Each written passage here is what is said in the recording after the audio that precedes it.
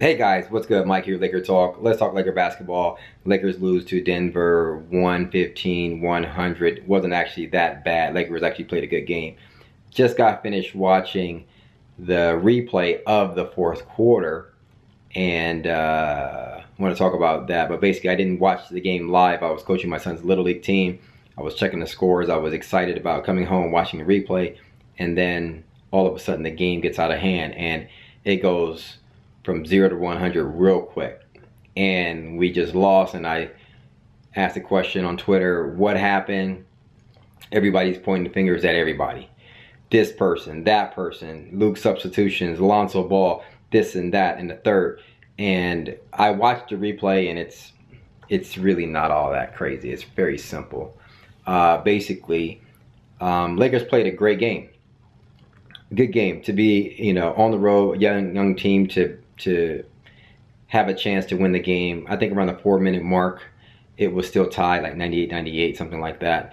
And basically, like every other NBA game that happens in the NBA for the last 100 years, momentum shifts, right? Momentum starts to build for the home team, and this happens when you have Kobe on the team. This happens when you have Shaq on the team. Doesn't matter, right?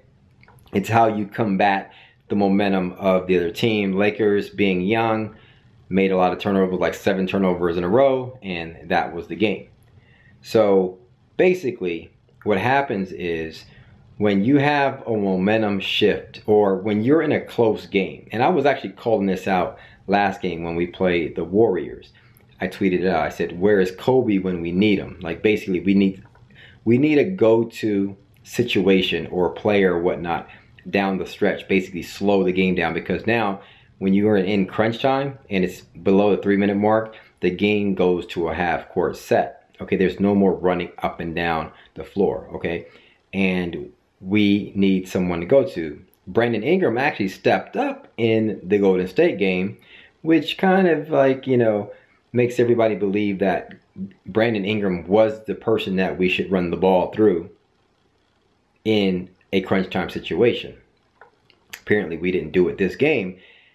My advice to Lakers, if it was me, the Lakers needs to run a triangle type system in crunch time, not during the game. I'm saying in crunch time. If we need to be getting up and down the floor, if Kyle Kuzma, Lonzo Ball, Brandon Ingram, Julius Randle, and those guys and Jordan Clarkson are on the squad or on the floor at the same time, and we are winning, keep going with that. Okay, just keep running.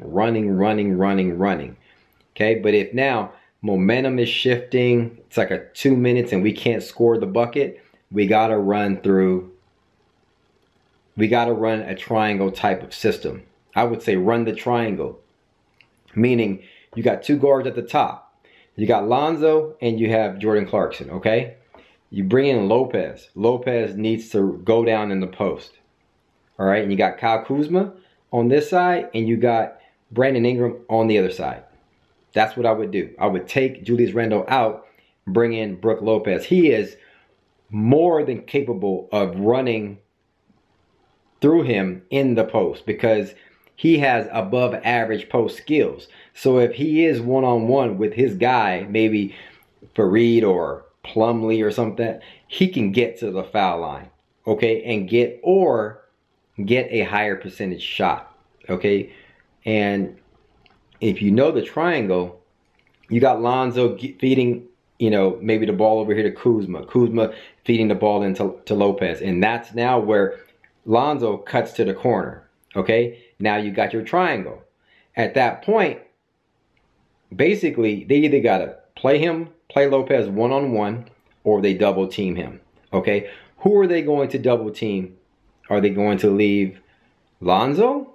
I don't think so. I mean, they could leave Lonzo, but I don't think they would double team Brook Lopez. I think he would have to kill them for like 4 shots in a row before they start double teaming him.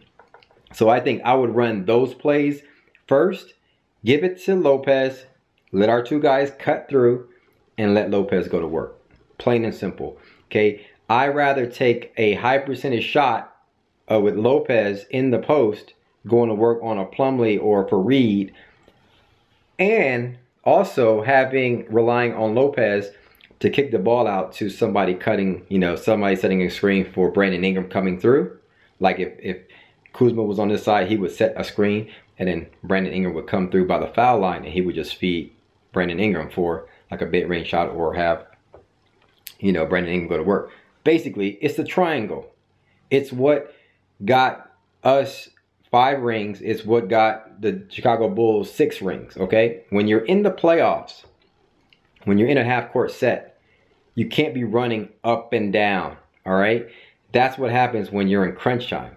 When you're in crunch time like this, and so the Lakers need something like that. We can't be staying with Julius Randle, making bonehead plays, or Larry Nance Jr. No, he's not somebody we can run the ball through, okay? And Brandon Ingram is he can't do it all on his own, okay? You gotta bring in somebody that we can run the ball through, and that would be Brook Lopez. Okay, next year if we sign Boogie, we running through Boogie. Outside of that, I'm saying in crunch time, outside of that, we're running up and down. From the start of the game to the end of the game, we're running. Run, play fast. But momentum switches, and it's crunch time, it's under 3 minutes, under 2 minutes, we got to run the ball through the post. That's my take. Anyway, what do I know? Hit me up in the comments below. Let me know your thoughts. We play Houston tomorrow. We'll see how that goes. Hit me up in the comments below. Thanks for commenting, liking, subscribing. As always, follow me on Twitter at MikeSportsLA. Talk soon, guys. Peace.